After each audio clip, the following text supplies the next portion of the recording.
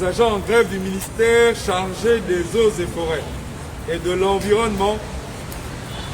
subissaient avec une rare violence la charge des éléments de la gendarmerie nationale,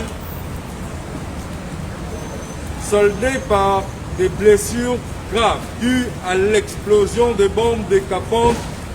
dans l'enceinte de l'immeuble siège. L'onde de choc de cette atteinte sanglante aux droits humains avait conduit la tutelle et les syndicats à la signature le 2 septembre 2020 d'un protocole d'accord de sortie de crise sociale dans lequel l'administration consentait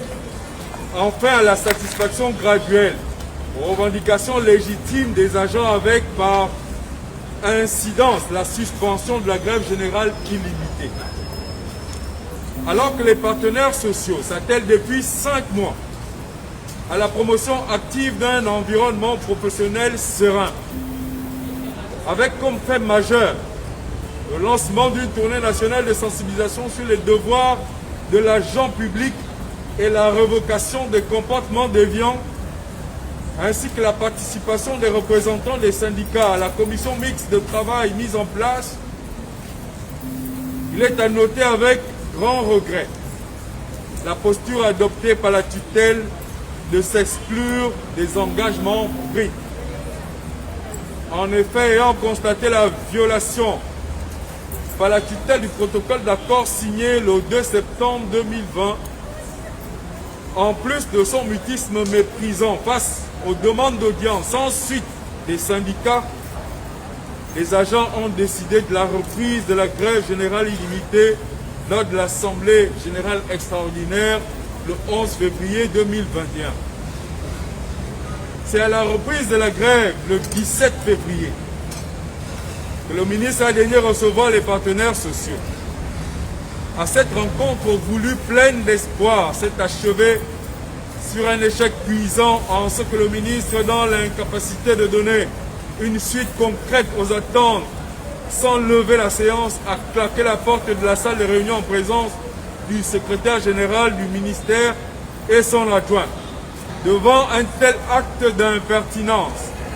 indigne de la hauteur de ses fonctions, le ministre Louad vient de faire la démonstration ultime de ses limites managériales